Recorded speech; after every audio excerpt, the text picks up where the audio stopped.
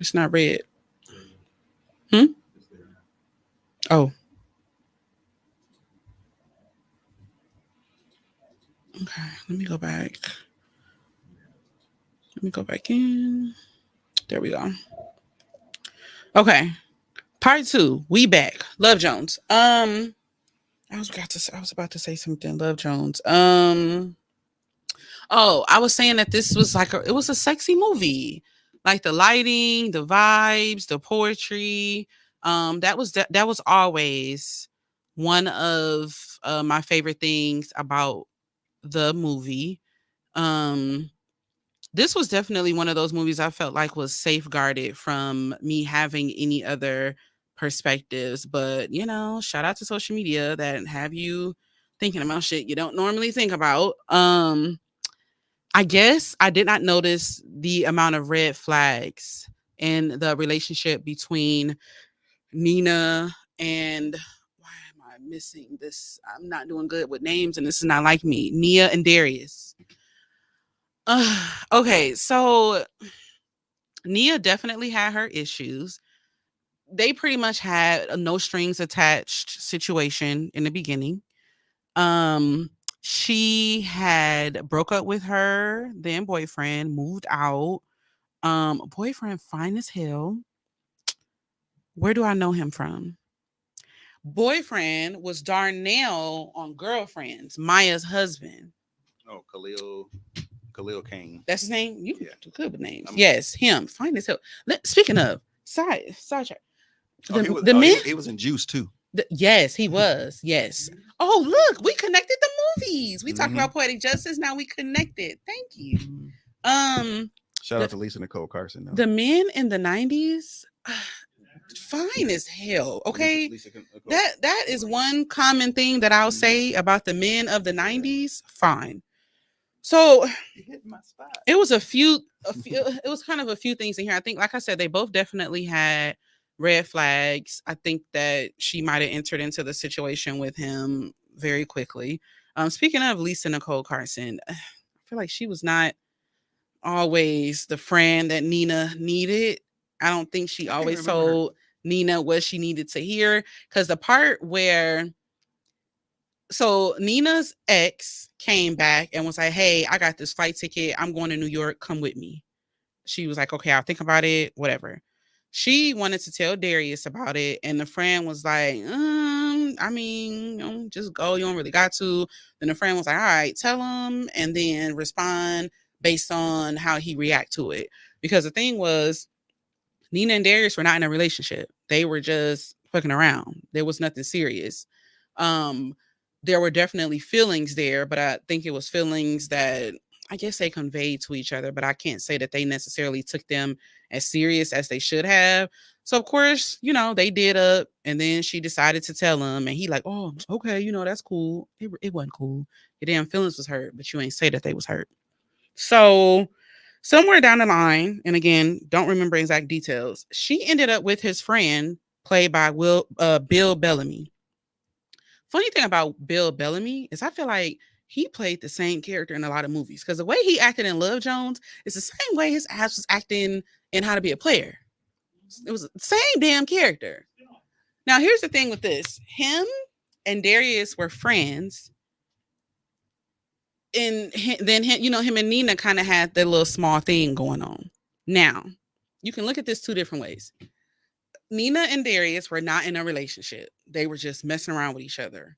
Boom. In walks the friend, whatever his name is. I don't like the way the friend, quote unquote, handled the situation because it was like the friend immediately had beef. Like they hanging out like normal, and Bill basically sat down like, "Oh, what's good, nigga? Like, what you messing around with Nina? Like, why all of y'all?" And I could be missing again. It's been a while. I don't recall them ever really getting into it in any type of way for him to act like that. It seemed like he was just acting like that because he was messing with Nina. And so he ended up bringing Nina to the party of the man at the bottom that's to the left of Bill. His wife left him. He had some get together with another I don't remember what the get together was. I think Was that Isaiah Washington? is that him? I think Yeah. that is Isaiah Washington. Yes, it was some type of get together that they went to, and I think he bought a woman. We talking about the bald head dude or the dude with the dread? No, to do with the dreads. Yeah, that's His wife left him. It was something about a get together, and he ended up bringing some other chick, and the friends weren't really feeling that. But then in walks Bill with Nina, and then of course the shit hit the fan, and then Bill's character ended up turning on her. It was just a big. It was really just a red flag. It's like, okay, you and Darius went serious. You and get with his friend. I Okay, do not remember this movie at all. Everything you're saying is like you getting with his friend, to each his own, whatever. But it's like that was just kind of like some get back that didn't necessarily need to happen. If it was a situation where everything was kind of ended off in a positive way, he didn't really have feelings for you, you didn't have feelings for him, you decided to move on, the friend was going to do better by you, you know, if that's what you feeling like doing, okay. But the way that this whole situation was handled, it was just messy, and it really shouldn't have been like that. And I think that's something that I just did not notice watching it as many times as I have over my life, because I was blinded by, oh my God, poetry night, oh my God, love, oh my God, they be doing up. I was blinded. So the soundtrack is fire. Okay, so I was trying to think about songs that came off the soundtrack. The only one I remember is Sweetest Thing and Hopeless. Wait, Hopeless. What else? This was a good soundtrack. Maxwell. Something. Okay, yes. All right, yeah. Sweetest Thing, yes. Hopeless. Because I was trying to think of songs from each one of these movies. I'm hopeless. Like a penny with a hole in it. I think this is kind of like the blossoming of neo soul. And this entire soundtrack was a vibe for this movie. The only song that I remember, kind of backtracking a little bit, from Soul Food soundtrack, I don't know why I remember, it's just Boys to Men. I don't remember any other. Yeah, Mama. I don't remember any other songs from. Let me look. Tony had a track on there. Let me see. What soundtrack? Soul Food. I'm about to look it up. That. I don't remember that soundtrack. Let me see. Oh, you know what? It's not even. They don't have it on. Dang, they don't have it on YouTube. The soundtrack? Mm-mm. Oh, no. They don't. They have different playlists, but I don't know. Oh, they got Total. What About Us? Yes. We're Not Making Love. Oh, they did have. Oh, how did I forget that? Drew Hill, my favorite. Oh, In Due Time was the shit. That's that, and then released that. And you know what the unique thing is about Soul Food too? You know what you just said, I Care About You? That was the band that her husband was playing. He was playing piano for them. Was when after 7? Oh, boys and girls with Tony. Boys and girls will all be watching when I. Okay, that was a good soundtrack. That was a Babyface soundtrack. That's what I'm saying. This is why I miss movies coming with soundtracks, because it was really good music. Like, I hate that they got away from that. In Due Time is like one of my favorite songs ever. I don't know why I don't remember that. Who made that? Outcast. Who did that? I don't know it if I hear it. In Due Time. But yes, this movie definitely had a great Milestone. Yes, it was. That was the name of it. And because his brothers. Because I feel like they all look alike. They all look alike. I do not remember them having a group. After 7. They had a group in real life, I thought. After 7 was the real group, but these people together. Oh, you talking about in the movie? Yeah. No, they had the deal, and then After 7, and then Milestone. Yeah. I never heard of. That's funny. Okay, so the next movie that I am going to do, let's see where we are. Whew, okay. Let's go. The next movie is Best Man. Whew. All right, we about to take a journey. While we on that, let me look up their soundtrack, because I definitely don't remember nothing from this one either. Did they have one? Let me see. Best Man soundtrack. Let's see what was on here. But it's What Can I Do? Do I remember that? No. Maxwell. Beautiful Girl.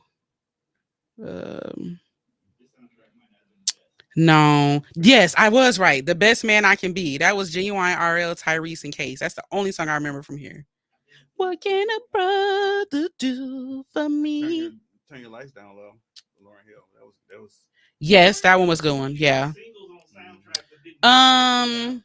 Okay. So, 40 Thieves. best man. Let's get into this. Okay. So best man, it's a lot of different chapters from this. You got the best man movies, and then you also have most recently the best man series, which I thought was okay. Um, okay. Where do I start? Because it's just so heavy. Okay. let's start let's start with Mia and Lance. So we know that the big thing in this movie was that Harper, who's played by Tay Diggs. And again, let's just talk about the men of the 90s because Morris Chestnut, he's still fine. He in his 50s. He's still look good. But anyway, so Harper wrote a book. And in the book, Harper was talking a whole bunch of stuff that he shouldn't have been saying. Let's dive into it. So Mia and Lance were in a relationship, eventually got married. They were friends from, I don't, was it college or was it before? Not exactly sure, but they were friends. And when I say they, I mean Harper, Lance, and Mia. Now, Lance was a football player, and he was a cheater. And he really didn't do right by Mia as much as he should have. He was a player. Somewhere down the line, Mia decided that she wanted to get her lick back, and lo and behold, she chose her friend and his friend Harper to do so. Now, this had went a very long time being a secret that no one talked about, no one really knew about, until Harper decided that it was a good idea to write about it in a book. And he did it so well and so detailed that when people read it, they realized that he was talking about Mia. Now, Mia described her her sexual encounter with Harper. I think she described it as a forehead kiss. Now listen, somebody kiss you on the forehead. That's something that's seen as very deep and very intimate. So to describe a side situation like that is crazy. Like Harper had Mia was biting the sheets. Okay. Mia and Harper, Mia and Harper had a good ass time. Okay. Talk about adding a insult to injury. Ooh, yeah. But Lance was so cocky about it. And at that point, all of the friends around them had already picked up on what was going on, and Lance was the only one that didn't know. Now, Lance was so cocky, and I don't remember the exact wording, but I know Quentin was no, not Quentin. What was Terrence Howard's character? Wasn't he Quentin? Or was that Quentin? Yeah. I think he had asked him, like, man, how you know me ain't never stepped out, or how you know she'll never cheat on you? Play next slide. This nigga said, okay, so he said, how do you know she's never slept with anybody else? This nigga said, cause the pussy curves to my dick, nigga. Now, few things here. That's not how anatomy works, first of all right? If you hitting something, I need you to know the anatomy and how vaginas work, first of all. Second of all, and I hate that he looks so just, it's the chocolate and the lips and this just taking me back to what I used to remember from the movie, cause yeah. Focus. What was I saying? See, it made me forget what I was saying. Oh, by this time, you see how Terrence Howard looks. He already knew what had went down between Mia and Oh, Harper. he was a shit starter. He knew. He knew it already. This nigga's so cocky. And what I should have did is I should have added the other picture of them on the altar at the wedding. Harper had a black eye and Lance was crying. Now she thought he was crying because, oh my God, you look so beautiful. I love you. No, he was crying because he was having flashbacks in his mind of her and Harper having sex, her biting sheets and the whole nine. And he was up there crying. And not saying Mia and Harper, of course, like none of this is right. That's not what you're supposed to do. But I'm also like, you was cheating on her and you was doing a whole bunch of shit that you were not supposed to be doing. And, Mia was seeing this like the good girl and, oh, I could do whatever I want to and I'm going to come back and it's going to be all cool. Never in a million years would he had imagined, number one, that she was going to cheat back and get her lick back. But number two, she did that shit with your friend, who was also her friend as well. So was Mia wrong? Of course she was. But then there's a petty side of me that was like, no, like get your shit off. Like he doing what he doing. You do what you do. And I acknowledge that that's not a healthy way of thinking, but hey, we're here now, and kind of just is what it is. Now, if we move on, you can take that off the screen and go back a slide and put the main graphic up. Mm-hmm. I feel like this whole friend situation was chaotic. If you focus on Harper and Robin, Robin was played by Sanaa Lathan's character. They should have never got married, ever. I feel like the trust was not where it needed to be.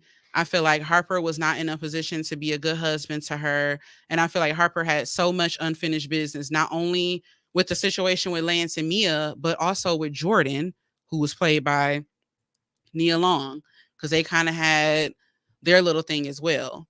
And, Robin was just, and I don't remember who even brought Robin into the circle. Robin was friends with Mia or no, she came in with him. Okay, so she was just a girlfriend. I couldn't remember how yes, they were all friends.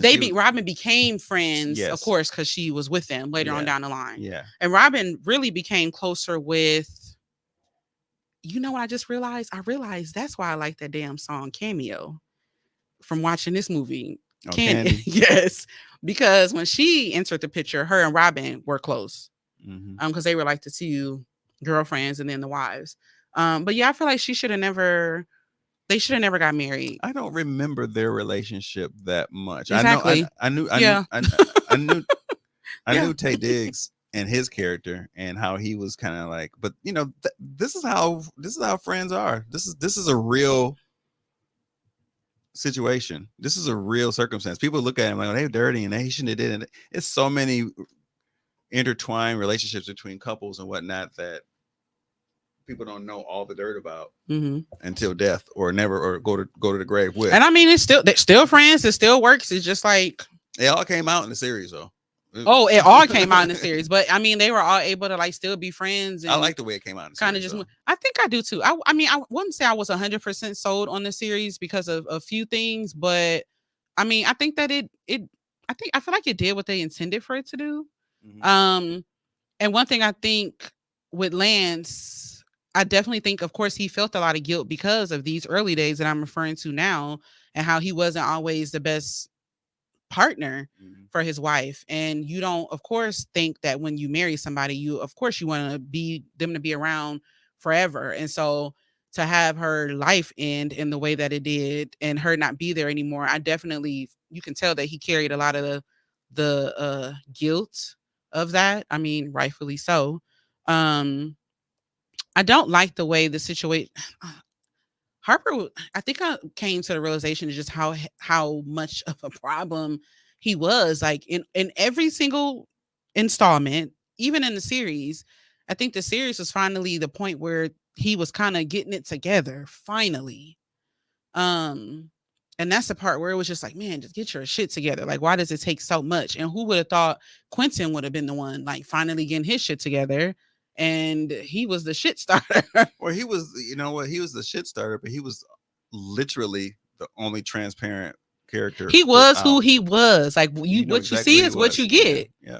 What you saw is exactly what you got. And Harper, which it came out to be, he struggled so much. Very, very selfish. He definitely was. And that's why I said I feel like he should have never got married to Robin. She really just deserved so much like better than that experience. And then you kind of throw Jordan in there and it was just like, girl, what is going on with you? Like even you all over the place. It was really chaotic, but again, definitely one of those timeless movies. One of my favorite memories from this movie is I think it was The Best Man holiday when they did the guys dressed up and did New Edition. That was such a dope scene. Like that was one of my favorite scenes. I don't know if I saw. I don't think I saw. You didn't see the holiday? I didn't see that was the one when they start finding out that Mia was sick. Yeah. Yeah, she died in that one. She died in that one. Yeah. You never saw that one? Yeah, I don't think I could. I don't really. I don't think I want to watch that. Oh, you didn't want to? No. I mean, yeah, it was heavy. That was definitely. I heard so many people talking about it and how emotional it was. So you didn't want to watch that one, but you were cool watching the series. I guess because it had already happened. You didn't have to actually see it. And I empathized with Lance Lance. in the series. Yeah, Yeah. I empathize with Tay Diggs' character. I forget his name that quite fast. You said you sympathize with him in what aspect? When he was like when she left, when they broke up, and Oh, when Robin left. when he left, and he was just like, I mean, I understood what he was going through, although it was his fault. Yeah. A lot of it was his fault, and he took it there. But I understood the whole like what am I going to do kind of thing. But Yeah. also, I understood his selfishness.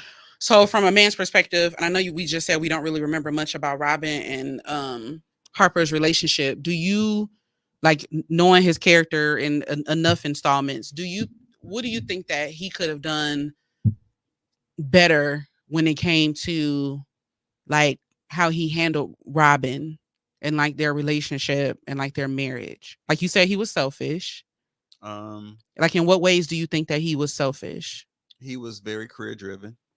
Mm-hmm. The desire to be a great author, and and I know the deadlines and all this stuff, goes with that, and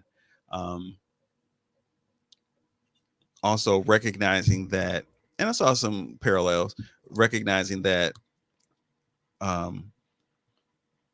giving technically gifts to your wife is not what is going to make your marriage stronger. Because remember, he bought the bigger house. Yeah, and she didn't even like it. She didn't like it, but and he also didn't take her career seriously. Like, she had her own dreams and passions, and he kind of just pushed it to the side like it didn't matter. So I was glad when she finally, like, I kind of wanted her to cheat with the dude, with the dude. Chef. What was it? The chef guy? Or he's a farmer or something. He was like a organic. Yes, organic, he was the farmer when they were on the beach. Yeah. Yes. Oh, I did too. Yeah, I wanted her to, like, Like, I'm glad somebody said that out loud. I want her to be happy. I was like, do it, please. I love Sanaa in movies and in real life. So, I mean, who doesn't? I want her to be happy. You know what I just learned about her? I was listening to the Breakfast Club last week, and they had Rhapsody on. Mm-hmm. And I did not realize how involved Sanaa Lathan was in music. So Sanaa Lathan is the reason why Rhapsody's album is out. Rhapsody was not, she was holding back on her album. She wasn't confident about it. She said she felt like it needed a little more like oomph. And so Sanaa was like, all right, like, let me come to the studio. We're going to listen to it. So she brought her in. Sanaa listened to it, and she was like, put your album out. You're overthinking it. It's fine. Because it was and Rhapsody ended up putting it out. It was a super personal album. That's what she said. She said she didn't want to. She said she felt like, I think she didn't want to bore people, or she didn't want to put out anything that was like mediocre. And so Sanaa was the one that actually pushed her to put it out. She said Sanaa's good with like beats and just having like that musical ear. And I was like, that's so cool. Mm-hmm. It kind of reminded me of her in was it Brown Sugar? Brown Sugar. Yeah. And I was like, oh, this is real. Mm-hmm. So yeah, that's a fun fact that I heard last week. I was like, okay, Sanaa, that's funny, because I heard a whole nother interview, and she didn't even mention Sanaa. She mentioned Erykah Badu, but didn't mention they mention, I think she might, I don't even know how they flowed into the conversation. I don't remember how Sanaa's name came up. I think they talked about like, oh, you have a cool friendship with Sanaa, like you all are really close. How did that come about? And then she kind of explained it and was just like, shout out to her, because she's the reason why my album is out. That's dope, because she held on to it for like 3 years. Like, and Sanaa was like, girl, please put it out. So yeah, I thought that was dope. So that's Best Man. We can go on forever with Best Man, but just one of those movies. A good movie, but so many. It's very emotional. Very. So y'all remember how I said I was on sprinkling movies that people called their favorites that I don't really care about? Jason's Lyric. I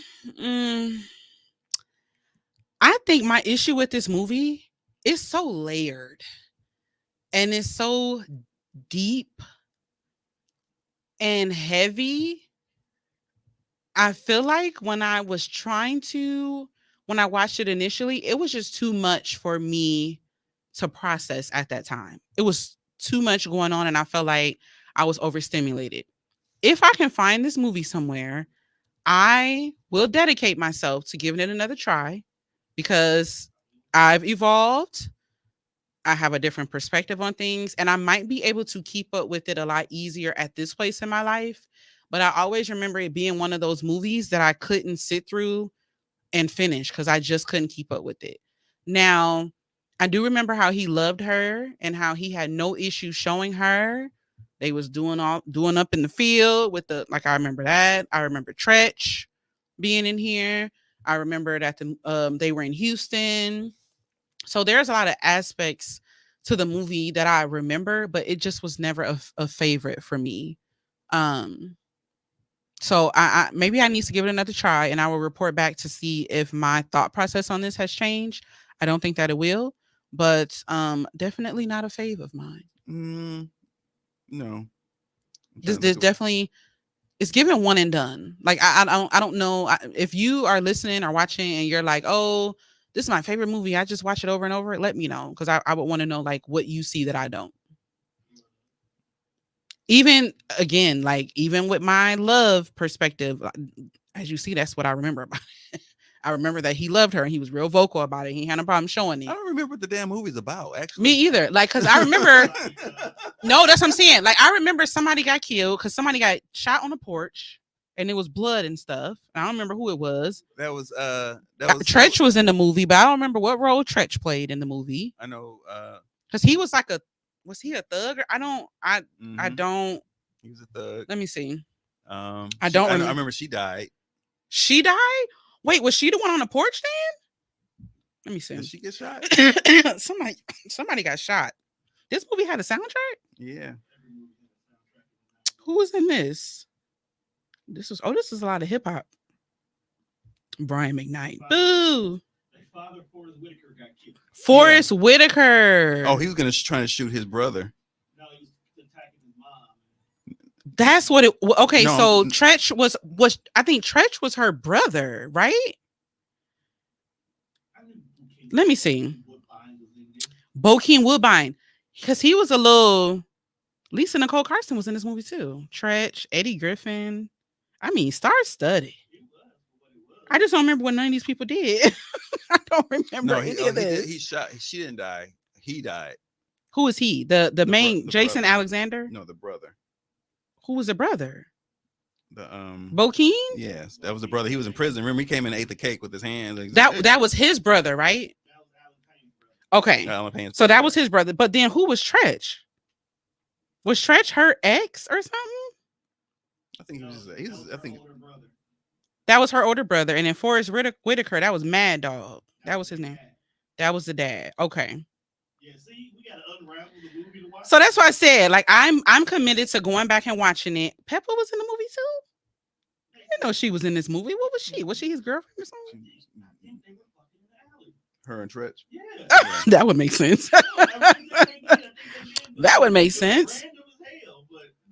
Probably. So Joshua accidentally shoots Lyric in the shoulder during an argument between the brothers, Joshua, Jason and Joshua. Jason is horrified and tends to Lyric, but Joshua feels abandoned and then he shoots himself.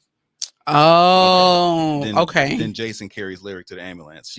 I guess she survives. That's what it was. Okay. And I feel like that's probably the most iconic scene, and that's why everybody vividly remembers that one. I don't remember. Oh, and that one in the love scene when they was in the because we thought they was fucking for real, they was in the field. In the forest, yeah. I don't know how they faked that. Yeah. But yeah, not a fan. But I told y'all, if I can find it on Tubi, or if y'all know where I can find it, let me know, and I will try to make it through. I don't think that's worth it. I'll try. Worth the watch again. I have comments, and I can't see the comments on the screen, but I'm looking at it on my phone. Yes, Maxwell's song was fire. He said, being honest about his feelings about Jordan and dealing with lack of communication and her wants. Yes, he definitely did not communicate with Robin well at all. Come over, we can watch it. Wait, so I'm seeing this comment late. Are you saying come over, we can watch Jason's Lyric, or come over, we can watch Best Man? I don't see any. Because if it's on my page, I don't know why they're not coming over. If you're saying come over, we can watch Jason's Lyric. Yes, I don't at all remember anything about that movie. It's Jason's Lyric. Okay, how y'all talking about it but don't remember? Because I'm talking about how I don't like the movie, and this is the reason why. Because I don't remember nothing, and it was boring. Who was that? Huh? Who said that? That's my friend in the comments. Oh, I thought it was Juan. My former roommate who misses me. She said, "Come home so we can watch it." We'll have to do that because yeah. All right, so we are winding down. The next movie that I had, I only had one more movie. Oh Lord. Okay, Love and Basketball. I remember this one. Love and Basketball. And first of all, speaking of that friend, shout out to Brittany because she's the one that kind of got my wheels turning when it comes to like the idea of this show. Love and Basketball started all of this. I feel like as far as people looking at movies from a different perspective, Love and Basketball, there has have been synopsis all over social media heavy for a minute now. As far as looking at this movie differently, I avoided it because Love and Basketball is really like this is my jam. I love this movie so much. I feel like the one part I remember is Maxwell, wasn't it? Oh, when they was I remember that part for sure. Right. And I was like, oh my God, this is so romantic. Just to realize I avoided it for so long because I just didn't want to think this about this movie. But damn, Quincy really wasn't shit. Oh my God. Like, how did that get missed? Let's talk about that.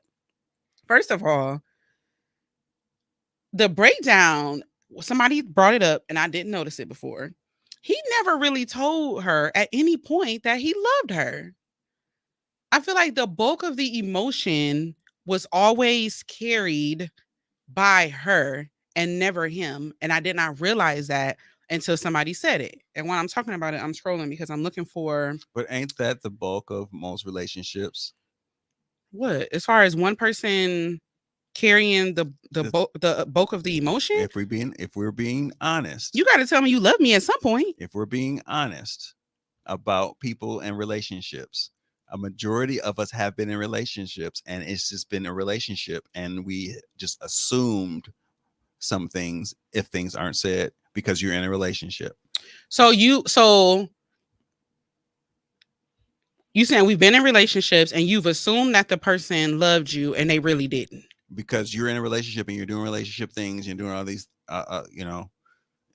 some things are just understood. All words aren't always communicated. And so you're saying that I love you, but I don't have to tell you that because you should know. I said that happens. I didn't say that has to happen, or I think, and it happens more frequently than we care to admit. And some of us have been in situations like that, that it's been rolling so smooth and we've been so happy and so pleased with the relationship because it's a relationship that we want to be in. That you ignore those like the red flag. Yeah, some of the things that you overlook are just kind of just assumed because, well, he does this and she does that, and that's what we're doing. Not saying it's right, not saying that it that we all have done it, but I mean, it makes sense. It's been experienced to a point where like, so yeah, I think some things we notice in movies that oh, he's trash, reflects some things that we also have experienced. And they were young. Mm-hmm. Because if I'm correct, they were in high school, right? They met when they were like right. Like they got together when they were in like when he took her virginity, they were in high school. Right. I'm saying right at the beginning, they were like they moved in next door to each other when they were like young. Yes, you're right. Because that's when her younger character, wasn't it played by Kyla Pratt? Yep, Kyla Pratt was. Yes, you're right. Because that's when she had like the glasses and yeah. So I definitely see what you're saying. But like I said, looking at it differently, I can't say that it ever really felt like he really wanted to be there. I feel like he got some, and I feel like they were kicking it for a little bit, and then things kind of just changed. Like when they went to the party and he was kind of treating her different. Had the girl that went next to him. Had the girl, like he really started doing her like so dirty, and like I felt so for no reason at all. And with this being like her first experience and her being so in love, it's like I'm heartbroken. Like, why are you treating me like this? I don't understand why this is happening and what's going on. And so, they move forward in their life. He ended up playing basketball.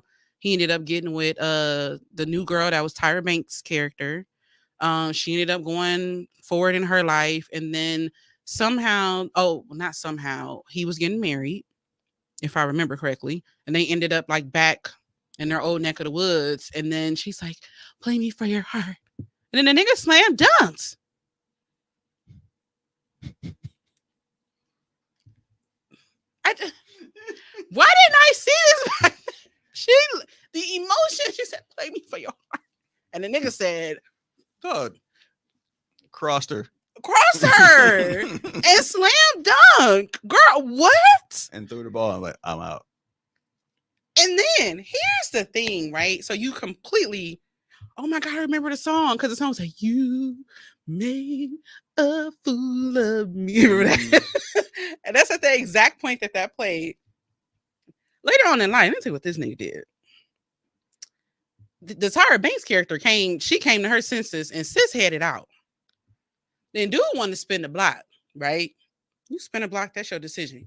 You come back to me injured. You can't even play basketball anymore. And I'm the one that got to work and play basketball and make all the money. So you spin the block and come back to me like this. And I just take you back with open arms. What's funny is the chick that she played with overseas. Remember, she saw her when she was in Tanya. She was in Joanna Man playing a basketball player. It's funny. You know what's also funny about her? Completely unrelated. Well, maybe kind of sort of.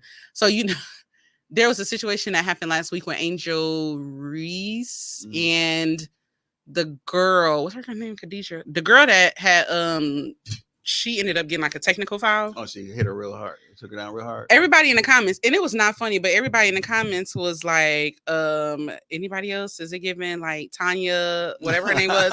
And they were like, you weren't even supposed to be here. You only here because such and such got pregnant. They was done recruiting. Right.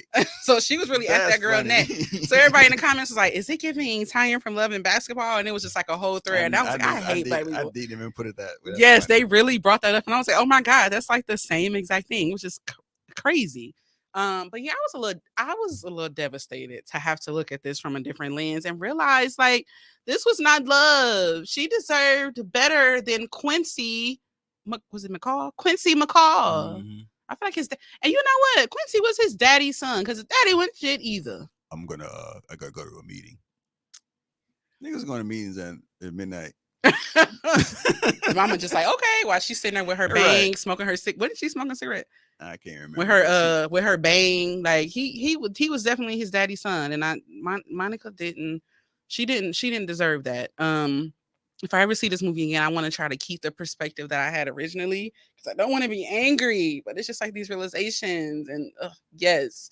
So I think I didn't have nothing else. I think that was the last of my other movies. So if you had any movies that you watched over time, I think I remember you saying, I was gonna ask you, your favorite movie is Godfather, right? Yes. And I think that I remember you saying that you've kind of been binging a little recently, indulging in your Facebook groups. You said that, and correct me if I'm wrong, you kind of see things differently a little bit, not in a bad way, but you starting to like notice things differently that you might not have noticed before. Every single time. I mean, I know the movie backwards and forwards, but now I'm picking up on a lot of other nuances that were overlooked when other people pointed out. I was going to say, if you are able to watch these movies again, what people should do, I'm not saying that, like, if you want to really enjoy them, look at them only from one of the characters, only pay attention to one character all the way through and see it from their perspective. And if you want to watch it again, watch it from the other person's character. And that way you're not putting together how they work together. You're just looking at it from one lens. It's a whole different perspective. Oh, that's why you asked about with Soul Food. With the kids' perspective, right? His perspective is one perspective, but I think if you heard it from Terry's perspective, is it Terry? Yeah. If you heard it from her perspective, what would that story? And I feel like that's what people are doing now. It's like noticing it from her perspective as opposed to everybody else's, and it's like, damn, you was really in a messed up situation. Who was the cousin? Look at her from her perspective. Well, we don't care about her. And she doesn't have enough character to actually do it, but somehow she came in right in, and people were kind of looking side-eyeing, and where she come from, kind of thing. Yeah. What was she's got a story. I wonder what her story is. That's a unique way to think about it. Because she came in and she was actually treated bad.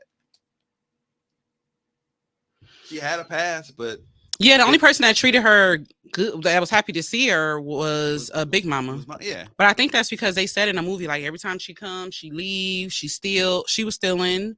Hmm. She always needs something. So I mean, that's why they was looking at her like that, because they're like, oh, what you doing here? What you want? And sure enough, this Hmm. time you done slept with her damn husband. But you know how you do backstories on people. All of a sudden, you But at the find out a little end, bit. but you know what? At the end, I just thought about. I mean, they welcomed her at They the end. I welcome her feel back. like. Yeah, they worked her back and him. Yeah. Anyway, you know So that's how yeah. we do. So we are gonna wrap up. I have my WTF segment. Shout out to Cardi. She just did that remix with Meg and Glorilla, and her verse was actually nice. Speaking of, I went to the Megan concert. Was that last Sunday, or no? It was Sunday before last. Oh my god! Shout out to Meg and Glorilla. That concert was. I am so happy that I went. I had a blast, and it was a really good show. Like for that to be Meg's first headliner, she did amazing. And Glow is so little and cute. Like her set was fire.